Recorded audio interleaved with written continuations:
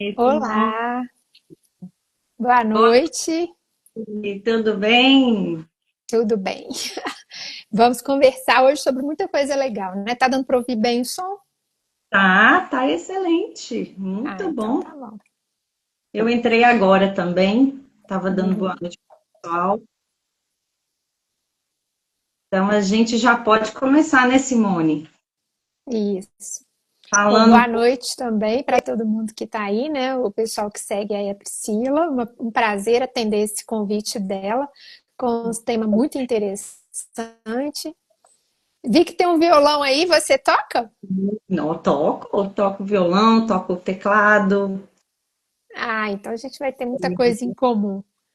Isso. Isso. Então, você quer me apresentar? Pode se apresentar, Simone. Ah, Fica à então vontade. tá.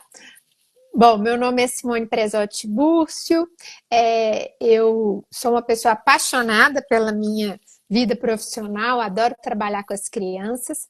Minha formação inicial é a psicologia, mas desde criança eu estudei música, então desde criança eu sabia que eu queria trabalhar com as crianças através da música.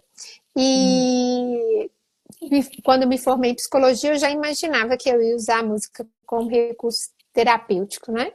Depois eu descobri a musicoterapia e comecei a aprofundar meus estudos nessa área.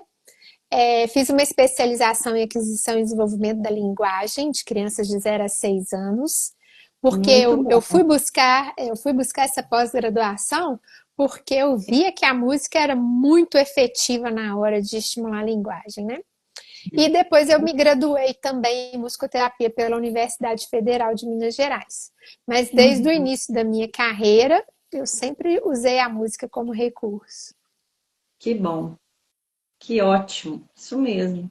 Achei interessante você falando que já estava estudando, já pensando na música como essa ferramenta, né, essa estratégia de terapia, né, de ensino e aprendizagem. Muito bom, É, muito bom. assim, eu tive uma história pessoal com a música, né? Eu falava que, assim, a música era como se fosse meu amigo invisível, sabe? As crianças não têm amigo invisível.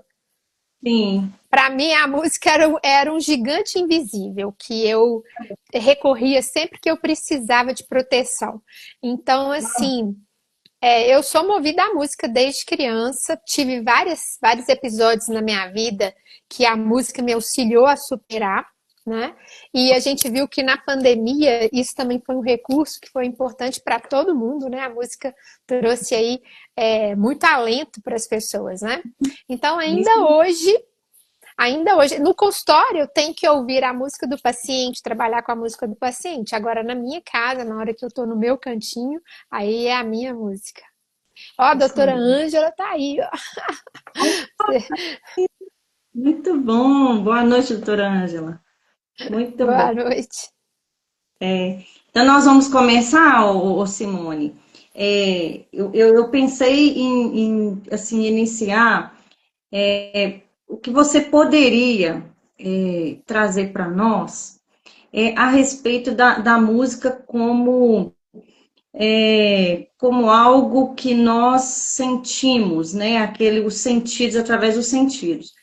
Então, Uhum. assim, a minha pergunta é nesse sentido mesmo, que é a música, ela nos envolve através dos nossos sentidos, né? Que é os ouvidos, muitas vezes a visão, né? O tato. E a minha Isso, pergunta não, ótima pergunta. Uhum. para aquelas pessoas que têm essa falha, vamos pensar assim, essa falha na questão dos sentidos, aquele que não ouve, ou aquele que não enxerga, ou que tenha algum problema motor, né? O que a música ela pode contribuir aí, se é que pode contribuir para essas pessoas que têm essas falhas, né, na questão desses sentidos, né, esses sentidos, assim, vamos falar assim, esses sentidos mais primitivos, né, vamos dizer Isso, os assim. básicos, né? Que a gente sempre fala, né? Sim, Do tato, da sim, audição, da visão, do olfato, né? E do paladar. sim. Esses seriam os 5 sentidos mais mais comuns, mas a gente sabe que eles são muito mais, né? Eu gosto de fazer uma lembrança nesse sentido, porque dentro dessa percepção sensorial que o externo nos traz, porque a visão, o olfato, né, a audição vem de fora. Mas a música, ela tem uma capacidade de nos levar a perceber a parte interoceptiva, que a gente não é habituado a prestar atenção nela. Então, por exemplo, quando você ouve uma música, você não se arrepia? Você não sente, se às vezes, seu coração disparar? Isso tudo, você não sente, às vezes, uma música que te dá uma sensação de aperto? Isso é interoceptivo. Então, a música é um estímulo que vai além do esteroceptivo. Ela pode te levar a ter uma percepção interoceptiva. Isso é muito rico, né? Se a gente aguçasse essa percepção desde a infância, com certeza a gente ia ter até a questão do autocuidado em termos de saúde, né? Saúde física mesmo, porque a gente ia ter uma percepção maior do nosso corpo. Nós que somos mulheres, de maneira geral, já temos isso um pouquinho mais aguçado. Porque a gente tem as questões de ovulação, né? Toda essa questão hormonal, que a gente já percebe mais o nosso corpo do que as pessoas aí do gênero masculino, porque eles não têm esse envolvimento de glândulas endócrinas, né? De glândulas hormonais que reflita tanto no corpo, né? Então, assim, a gente que é mulher, a gente tem essa sensação maior. Mas, ao mesmo tempo, a gente ainda é pouco aguçado. E a música traz essa percepção pra gente. Então, é legal quando você apresenta uma música nova para uma criança, você abrir espaço para ela falar. Onde que você sentiu essa música? Tirando o ouvido. Onde você sentiu? Você sentiu aqui? Você teve vontade de se movimentar? Você se arrepiou, né? Então, isso é uma coisa legal que eu gosto de ressaltar. A música é um estímulo que nos leva à percepção interoceptiva, né? E aí você falou, o básico da música é a audição. Sim. É o órgão sensorial primário para percepção, para se usufruir da música. Sim. Né? E aí tem outra coisa, que acho que muita gente não pensou nisso, que ao mesmo tempo também, a música em termos de manifestação artística, ela se dá no tempo e no espaço. Então você pode ir no museu, apreciar uma obra de arte, olhar para ela rapidinho e falar assim, gostei, não gostei, porque você viu a obra de arte toda, você teve a percepção visual do quadro. Agora, a música não. Você tem que esperar ela acabar, porque ela pode ter um elemento de surpresa, pode entrar um outro instrumento, ela pode mudar de tonalidade. Então, ela acontece no órgão sensorial auditivo, mas ela acontece no tempo e no espaço. Ela dá essa sensação de espaço-tempo. A gente tem que esperar ela começar e terminar para falar que a gente apreciou. Do contrário, a gente só teve uma percepção do início. Então, a audição... e assim, pouca gente pensa nisso, sabe? E a audição, ela é então o órgão primitivo, primário para a percepção da música. Mas como você também disse, por exemplo, ao executar um instrumento, a gente está usando o tato também, né? A gente está aqui com piano, né? A gente tem vários instrumentos, tem violão por aqui também. A gente, quando vai executar, a gente está trabalhando a audição e está trabalhando também a percepção tátil. Quando a gente ouve um instrumento tocado ao vivo, a gente também tem essa percepção tátil no nosso corpo. A gente também sente a vibração do som. O som se desloca no ar. Então, ele se propaga, ele forma ondas. Então, a gente sente. Por isso que uma pessoa com baixa visão, né? Que hoje a gente não usa muito o termo cegueira, né? A gente fala em baixa visão, e aí isso aí tem um limiar. As pessoas com baixa visão, aliás, com baixa audição, né? Os hipoacúsicos, eles vão ter a percepção tátil por causa dessa vibração. Então, quando uma criança vai no consultório e ela tem baixa visão, normalmente eu toco e peço ela para pôr a mão aqui na caixa do piano. Eu já Certo. tive um paciente com uma síndrome muito rara, com vários comprometimentos visuais, auditivos, e ele tinha uma percepção muito forte da vibração através do dente. Então, às vezes, Olha, ele encostava o dente na madeira do piano, ele abaixava e colocava o dentinho encostado, porque ele tinha essa percepção, sabe? Então, assim, em termos de percepção tátil, o som se propaga. Em termos de percepção visual, cada instrumento tem a sua forma. Então, como eu falei, a gente usa mais o termo baixa visão. Você pega aqui, ó, o tambor. Ele vai ter toda a questão tátil, sensorial, porque a pele remete muito a gente às nossas raízes, né? São arquétipos aqui, ó, porque é uma pele, né, de um animal, que hoje é lógico, a gente tem várias questões aí com relação aos animais, mas os instrumentos, eles ainda são de pele, né? Então a gente tem essa questão tátil e a gente tem a questão visual, ó. Aqui é um círculo, né? Então eu tenho um artigo publicado sobre isso, de musicoterapia e baixa visão, que inclusive chama atenção para o padrão de Grating, preto, branco, que é um facilitador para que a criança com baixa visão perceba o teclado. Então, a uhum. gente falou da audição, a gente falou da percepção tátil, da visão, né? Aí tá, então vamos falar da questão do paladar.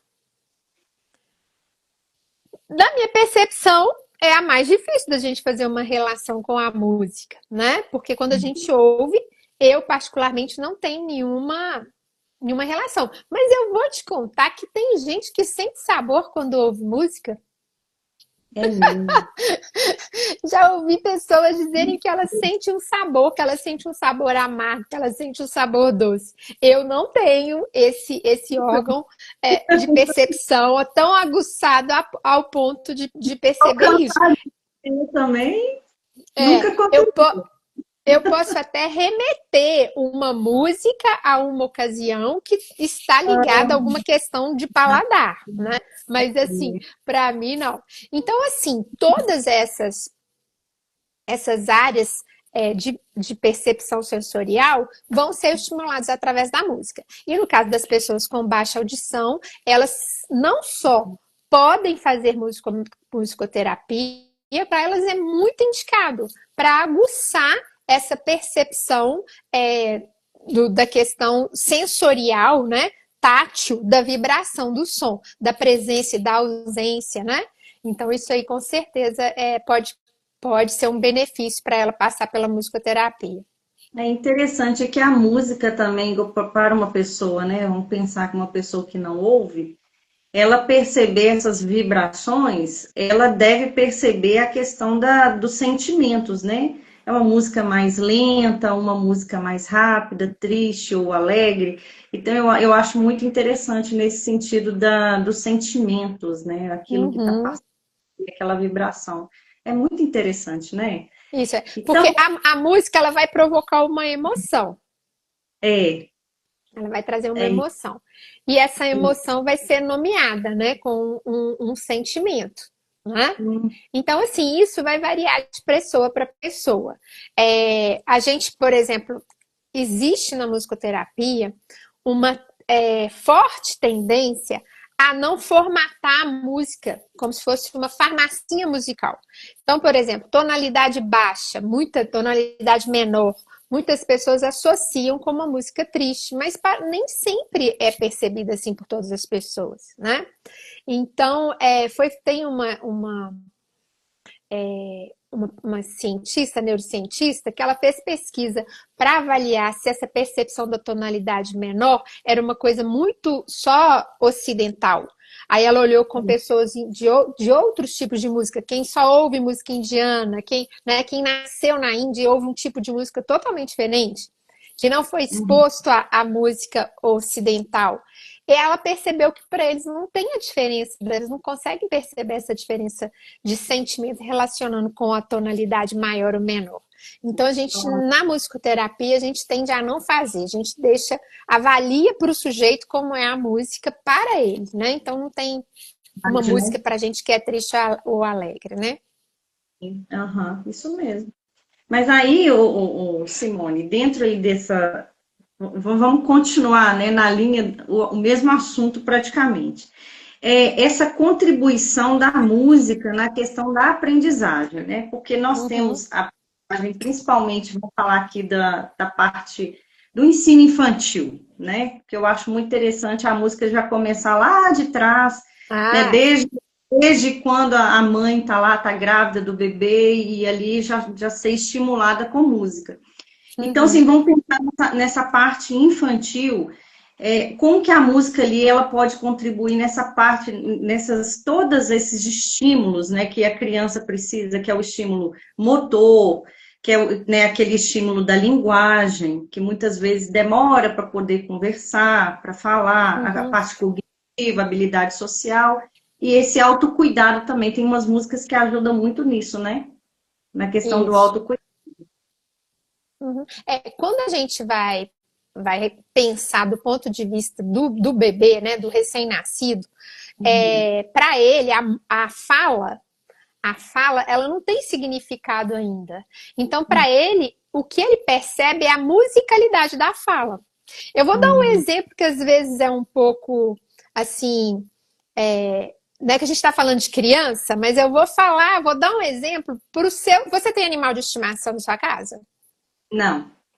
Mas você já teve? Em alguma vez na sua casa já teve? Ah, então, todo mundo aí que está ouvindo, ó, doutora Ângela, todo mundo que está ouvindo aí, quem já teve animalzinho de estimação em casa? Quando você chega e ele ouve a sua voz, ele faz festa. Ele abana o rabo, ele faz uns balançadinhos, né? Ele ouviu a sua voz, ele sabe que você chegou. Se você entrar e falar para ele assim: seu horroroso, me cansei de você, não quero mais, vou te entregar para carrocinha. Ah, o Pedro Henrique da doutora Ângela. Se a doutora Ângela falasse para o Pedro Henrique: seu horroroso, não te quero mais, cansei de trocar sua fralda, vou te dar para vizinha, vou te entregar para carrocinha. Ele vai continuar abanando o rabo, vai continuar lambendo, vai continuar fazendo festa, porque ele não entende bolhufas do que a doutora Ângela Matilde fala. Hum, Agora, se ela chegar lá e falar assim: Pedro Henrique, vem aqui agora, vou te dar um filé mignon. Vem aqui agora que eu vou te entregar um filé mignon só pra você. Passa aqui, vem aqui agora. Ele vai, ó, sair correndo. Porque o Pedro Henrique, embora seja o cãozinho mais inteligente que eu conheço, verdade. ele não entende bolhufas do que a doutora Ângela Matilde fala, mas entende a musicalidade da fala. Interessante. Quando ela fala de um jeito que ele entende como estando sendo repreendido, ele vai embora, porque ele só entende a música da fala. O bebê é a mesma coisa. O bebê é a mesma coisa. O que acontece? Ele entende essa musicalidade da fala, ele vai começando a ligar esse contato físico afetuoso para a hora do banho. A mãe fala: tô arrumando seu banho, ai que água gostosa, vem cá, meu amor. Isso tudo é uma música para o bebê. E ele começa a associar todo esse estímulo proprioceptivo, do balanço, do toque, com a musicalidade da fala da mãe. Tem o som do batimento cardíaco que ele ouviu desde dentro do útero. Então, quando ela encosta ele aqui, isso tudo é música para o bebê. Né? Isso tudo é música para criança. E a partir desse contato com essa musicalidade, ele vai começar a se entender enquanto sujeito. E no futuro se diferenciar da mãe, e depois começar a se apropriar da linguagem. O bebê não resolve falar: ah, hoje eu vou falar mamãe. Ah, já tá na hora, né? Um ano e pouco, já tá na hora de eu falar mamãe. Não. Ele tá lá deitadinho e começa a brincar com o gorjeio do bebê, né? E ele, ou então pá, pá, pá, pá, pá, pá, pá. Na hora que ele vai e fala alguma coisa que se aproxima de um mamãe, aí Parece. pronto. O impacto que ele causa no entorno, a mãe corre, a mãe abraça, a mãe beija, a mãe chama o pai e fala: fala mamãe primeiro! É! Fala mamãe primeiro! Aí o que acontece? O bebê que está ali com seu desenvolvimento saudável, que está com toda essa questão das migrações de neurônio, da formação de camada encefálica, que não tem nenhum comprometimento, né? Ele vai o quê? Ele vai ver esse impacto que ele causou no entorno, vai ser gratificado e vai começar a falar mamãe, porque falar mamãe é muito bom. E depois ele descobre que é bom falar papai, ele descobre que é bom falar papai, que é bom falar, né? E que ele pedindo coisas ele ganha. Então ele é gratificado com essa sonorização que sai dele, porque nós somos seres musicais, e aí ele começa então a se empoderar do universo da linguagem. Muito bom. Olha que a doutora Ângela falou que quando ela coloca louvor, o Pedro Henrique acompanha. Esse Pedro Henrique é fenomenal. Ai, gente. Mas é isso mesmo, esses estímulos, né, na infância, e realmente a fala da gente, ela tem uma tonalidade, né? Cada um tem uma tonalidade na fala, né? E Tanto é que conforme o nosso estado de humor, isso muda. Então, quem conhece muito a gente pode estar tentando não apresentar, mas a pessoa fala assim, não, sua voz está diferente, o que que você tem? é exatamente isso Não é? mesmo. Mas aí tem mais algum estímulo, assim, alguma contribuição, Simone, quanto Olha, à quando música? você fala de música para estimular na primeira infância, eu não posso deixar de compartilhar aqui com vocês no Spotify. Uhum, Eu tenho uma lista autoral de 10 canções. Você coloca lá Simone Presotti, uhum. compositora no Spotify. A gente tem 10 composições que eu criei no meu trabalho com as crianças. Criei a partir da musicoterapia, né? Então, assim, cada música que tem uma história. Cada música foi composta, né? Surgiu a partir da interação com uma criança. Então, a gente tem uma música para falar o pronome pessoal, que é o eu. A gente tem uma música para trabalhar membros superiores e trabalhar os hemicorpos direita e esquerda e depois fazer a junção através do corpo caloso. Então, são 10, uma música para trabalhar esquema corporal, para trabalhar grau de parentesco, para trabalhar consciência fonológica. São 10 composições que eu criei a partir do trabalho com as crianças. E essas músicas estão disponíveis gratuitamente para todo mundo no Spotify. Quem quiser aprender a usar cada uma dessas músicas na estimulação infantil, aí eu tenho um curso que está disponível para as pessoas aprenderem a usar cada uma delas. Mas para usar, estão todas lá com com muito amor embutido para uso pelas mamães, pelas professoras. E as músicas são com intencionalidade, né? Isso aqui é importante. Cada Que vem uma tem uma intenção. muito bom. Não é simplesmente uma musiquinha. É cada Não é. música. Aliás, aqui eu brigo com os meus alunos da pós-graduação que eu dou aula, que se o musicoterapeuta falar musiquinha, eu dou 0 na prova. Porque a gente tem que falar uma composição infantil, né? Exatamente, exatamente. Muito bom. E a questão, Simone, a questão, vamos falar Ó, assim. aqui perguntaram qual é o nome da playlist. É é a Salles, né? M.O. Salles. Você procura lá no Spotify Simone Presotti e o álbum chama Música para Crescer. Vou te mostrar aqui de novo a capa dele, ó. Música para Crescer, Simone Presotti. Aí depois você me conta, hein, se você usou. Na verdade, é Simone Presotti artista, né? Que são composições autorais. Isso, muito bem. Agora vamos falar, Simone, da criança que ela já está na fase ali da alfabetização. A música ela contribui muito, né, para a questão da alfabetização, a questão das funções executivas que a criança precisa, né, da atenção, a memória, flexibilidade. O que a música pode contribuir aí nessa fase aí da infância? Olha, quando a gente fala de consciência fonológica, a música é muito útil, né?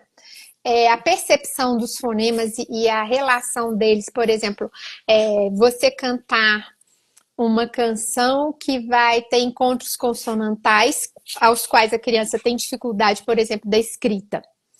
Então, eu vou Uhum. te dar um exemplo prático. Eu trabalhei com uma criança que estava em fase de alfabetização, uma criança com autismo, e a gente fazia um trabalho, uma atividade de espelhamento de ritmo. Então, a gente fazia tacatica-tá, tacatica-tá, tacatica, tacatica, tacatica, tá.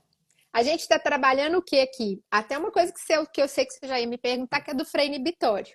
Né? Quando a gente trabalha com o ritmo, a gente também está trabalhando com o freio inibitório. Porque se eu tocar assim,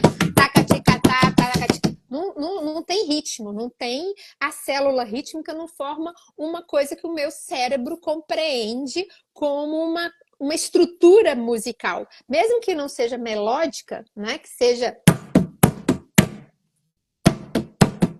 esse ritmo, depois eu associo com uma letra e vira uma coisa melódica. Embora não tenha harmonia, tem uma melodia. Tacatica-tá, tacatica-tá, tacatica, tacatica-tá.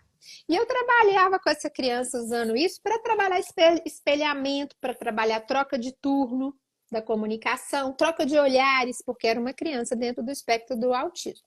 Mas como ele estava em fase de alfabetização e ele se interessou muito por essa atividade, por essa interação sonora, eu comecei então a trazer as sílabas. Tá, cá, ti, e as sílabas repetiam, não é? E aí a criança depois começou a organizar isso em forma de escrita, separando as sílabas. Então, assim, a partir de uma interação sonora, você tem infinitas possibilidades de estimular a escrita. Como eu te mostrei, freio inibitório já está ali, que tem tudo a ver com as funções executivas, né? E a memória também. Quem nunca usou a música para memorizar alguma fórmula, né? Alguma coisa, mesmo desde aí desse período aí do ensino fundamental, né? É verdade. Ó, o E Cristiano falou que já está baixando a playlist lá. e essa. Falaram que a imagem tá ruim. A Fátima. Uai, pra mim aqui tá não, tá? Pra você ir? Eu não tô vendo ruim também, não. As duas, Fátima, as duas imagens estão ruins? Uai. Pra mim aqui não tá não. Vê se será que é a minha melhor. Não? Tá. Então, dentro disso aí que a gente colocou, né? Dá pra gente perceber o quanto a música pode ajudar na alfabetização. A parte motora, todos os aspectos aí do desenvolvimento infantil, eles vão ser muito bem estimulados através da música, porque como a gente já falou, né, a música ela é um estímulo multifocal, ela pega vários sentidos ao mesmo tempo, né? Então ela vai criar conexões, ela vai conectar essas estruturas neurais, formando aí um substrato cada vez mais consistente de massa encefálica, né? Porque o cérebro infantil, ele não nasce pronto, não é? Então, se você pega um bebê e priva ele de luz nos primeiros meses de vida, a conexão do nervo óptico até o cerebelo, que é uma das estruturas que tem muito a ver com a percepção visual, não vão se formar. E a partir daí, isso pode ser irreversível. Então, a Sim. criança pode se tornar uma criança com baixa visão, porque ela não foi exposta, né? Da mesma maneira, todo o nosso substrato neural, ele precisa de estímulo, principalmente nos primeiros 1000 dias, né? Do desenvolvimento humano, para ele poder depois continuar evoluindo, né? Eu falo que a gente não nasce humano, né? Nós nos tornamos humanos a partir do contato com o outro e com a interação, né? É verdade. E essa parte aí que você falou da parte fonológica, né, que ela vem primeiro, do que que propriamente a escrita, né, na Uhum. alfabetização. E me fez lembrar da importância de ler histórias antes mesmo da criança ser alfabetizada, né? E a música, ela entra muito aí, né? A questão das rimas, Assim, da letra. aí agora tem outra coisa para falar, né, gente? A Priscila já está inscrita para o lançamento do livro, que é na próxima segunda. Então, quem é de BH não pode perder esse evento, né? Quem não é, não tem jeito de vir, pode só adquirir o livro. Acho que você foi a primeira a se inscrever, viu? Muito obrigada pela confiança. Então, olha só, esse livro, ele que eu escrevi no ano passado, ele é todo com rimas, justamente para isso aí, para estimular essa parte, né? E quando você lê para uma criança, você coloca ela no colo, você mostra as imagens do livrinho, né? Você vai interagindo de muitas maneiras. E quando a gente fala uma história rimada, é muito legal a gente pensar sobre isso. Eu estou tentando decorar algumas poesias para trabalhar a minha mente. Poesias, sim, porque eu sei muita coisa de cor, de poema infantil, né? Quanto tempo tem o tempo? Fui ao tempo perguntar. E o tempo respondeu, já cansado de contar, que o tempo tem o tempo, que o tempo sempre tem. Quem tem mais tempo que o tempo? Eu não conheço ninguém. Essa eu já sabia. Estou tentando decorar poemas novos, porque eu descobri, li num artigo, que quando você usa a rima, o seu, a sua melodia, a sua prosódia fica muito parecida com a música, porém não é música. E tem muito da fala, porém não é fala. Então, o seu sistema nervoso central começa a achar uma outra área para isso. E isso favorece as suas habilidades comunicativas aí ao longo da vida, né? Porque a gente sabe que muitas dos diagnósticos, muitos dos sintomas da demência se refletem inicialmente na parte da linguagem. Uhum. Fica repetitivo, perde a memória de trabalho, não consegue formar frases, né, muito arrojadas, né? Então, eu tenho tentado. E no livro, nesse aqui, na Cigarra Musicoterapeuta, que tem um reconto da fábula da cigarra e da formiga, que também surgiu a partir da minha prática com as crianças, ele é todo rimado. Vou ler só o inicinho. Assim que o sol desponta, juntas vão trabalhar. Formigas, folhas cortar, cigarra põe-se a cantar. A canção marca o compasso, passo a passo ao formigueiro. Faz passo correr sem peso, faz transbordar o celeiro. Por quê? Porque a formiga consegue trabalhar no ritmo da música. A música dá um pulso, né? A gente faz ginástica, a gente quer ouvir música. Por quê? Porque a música é um fator de motivação e ela é um start para o nosso sistema nervoso central para dar continuidade ao movimento. Se você começa a andar no ritmo da música e você não para a música, mas eles te mandam andar, eles te mandam parar de caminhar, seu corpo fica assim, ó, parece que ele quer continuar seguindo o pulso para caminhar, não é?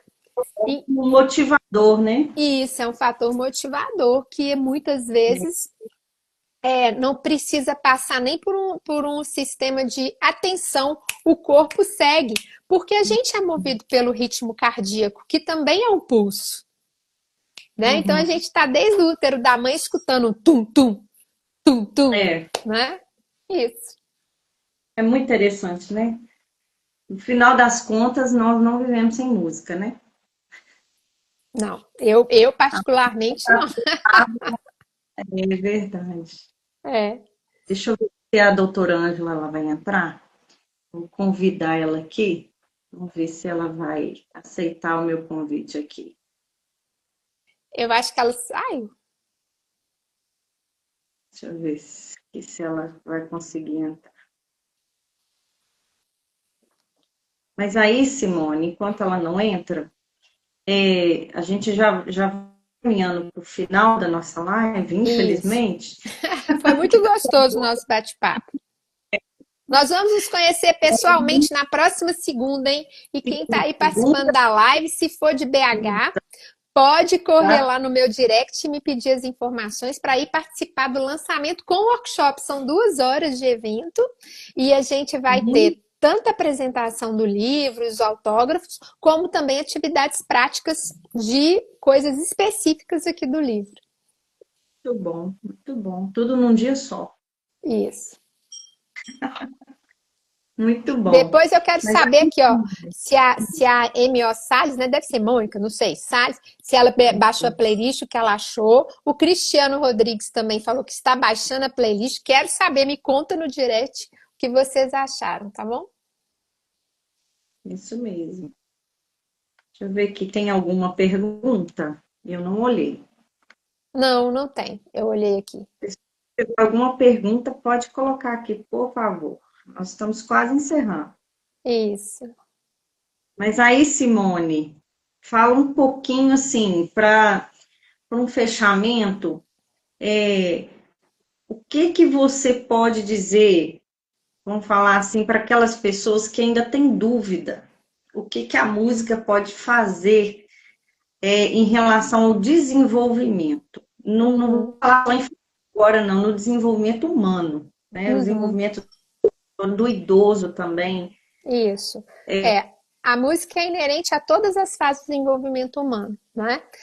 Se a gente for pensar, as manifestações musicais, elas fazem parte de todos os rituais. Está lá na hora que o neném nasce, no batizado, no casamento, no velório, não é? Então, assim, a gente não se aparta da música em nenhum momento. Ela está presente em todas as relações humanas, não é? E ela vai trazer benefícios, ela vai trazer ganhos nas áreas motoras, cognitivas e interpessoais. O que vai diferenciar é a propriedade do profissional que aplica, que usa essa música. Então é importante a gente lembrar que quando um fonoaudiólogo, quando um psicopedagogo, né, um neuropsicopedagogo, quando um psicólogo usa música, eles não está realizando a musicoterapia. Porque para ser musicoterapia, a pessoa tem que ser um musicoterapeuta. E Tá para muito ser um bom. musicoterapeuta, ela precisa fazer uma graduação específica.